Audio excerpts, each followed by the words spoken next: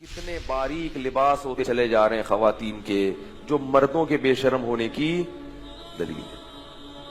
اتنے باریک، ایک پٹھان کا واقعہ ہے نا، اس کے پاس ایک خاتون گئی دکان سے کپڑا لینے کے لیے کہ یہ تھوڑا سا مجھے شلوار کا کپڑا چاہیے، اس نے دے دیا، اس نے کہا تھوڑا اور باریک چاہیے۔ شلوار کا کپڑا کیسا ہے؟ باریک۔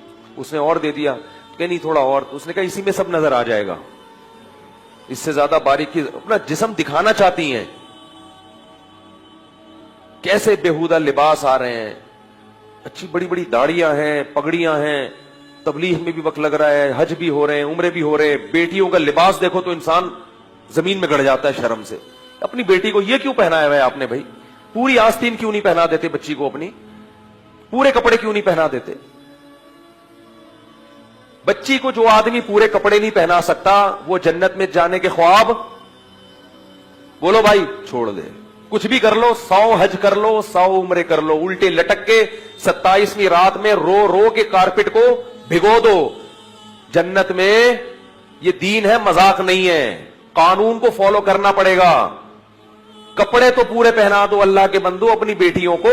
ان کو سمجھاؤ کہ بیگم کپڑے پورے پہنے گی، یہ میرا گھر ہے، تمہارے باپ سے جہیز میں نہیں ملا مجھے۔ ٹھیک ہے بیگم کو محبت دیں، میں بار بار کہتا ہوں عورت سے محبت کریں، اس کے خرچے اٹھائیں، لیکن اس کو باپ، میں اس لیے کہہ رہا ہوں کہ یہاں اکثر بیویاں رکاوٹ بنتی ہیں، کہتی نہیں ہماری بچی ماڈرن نظر آئے، تھوڑی سی ٹانگیں کھلی بھی ہوں اور یہ پہنے ہوں، تھوڑی سی کیا لگے گی ہم پڑھے لکھے لوگ ہیں۔ پورے کپڑے پہنے گی تو لوگ سمجھیں گے پتہ نہیں کوئی ندی نالے سے اٹھا کے لائے تھے اس کو۔ غیرت دکھاؤ، غیرت۔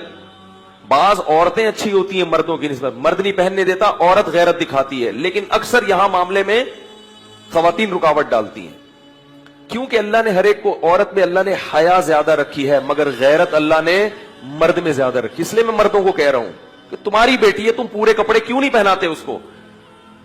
بازار میں کپڑے ہی شارٹ ہے لڑکیوں کے پورے۔ ہم جاتے ہیں نا کبھی اپنی بچیوں کے لیے کپڑے خریدنے، چھوٹی بچیوں کی فل آستین کے کپڑے ہی نہیں مل رہے ہوتے۔ میں کہتا ہوں یار کوئی دنیا میں کیا نمازی لوگ ختم ہو گئے ہیں، فل آستین کے کپڑے نہیں ملتے، اتنی مصیبت ہو جاتی ہے۔ اور یہی حال مکہ مدینہ کا بھی ہے۔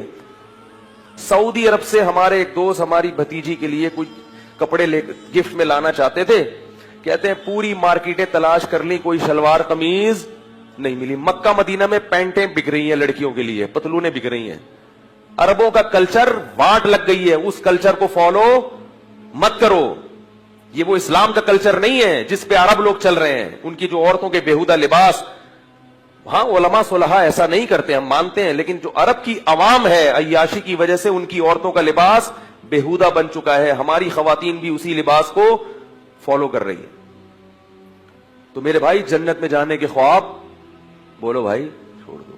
نامحرم کے سامنے آپ کو اپنے جسم کو چھپانا پڑے گا، اور اپنی بیٹیوں کو، ہاں بیٹی بالغ ہو گئی، کنٹرول سے باہر ہو گئی، کسی کی بیٹی بے پردہ گھوم رہی ہو میں اس سے بدگمان نہیں ہوتا، ہو سکتا ہے کہ باپ نے محنت کی ہو اور بیٹی نے اس کو قبول نہ کیا ہو، باغی ہو گئی ہو، باغی بھی ہو جاتی ہیں، لیکن نابالغ بچی بہرحال آپ کے کنٹرول میں، جب تک 13 سال کی ہے تو اس وقت تک تو آپ کے کنٹرول میں ہے نا وہ۔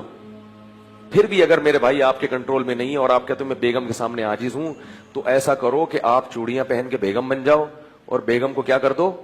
شوہر کا خطاب دے دو، کیونکہ آپ کما کما کے کھلا بھی رہے ہو اور اتنی بھی نہیں گھر میں چلا سکتے کہ اپنی بچوں کو آپ دوپٹہ اڑوا دو، تو آپ کو بیگم ہونا چاہیے، شناختی کارڈ میں نام چینج کروا لو اس کا پہلے، اپنا بولو بھائی بعد میں، اور جب وہ مرے تو 4 مہینے 10 دن کی عدت گزاریں آپ، اور اپنے نام کے ساتھ بیوہ لگا دیں۔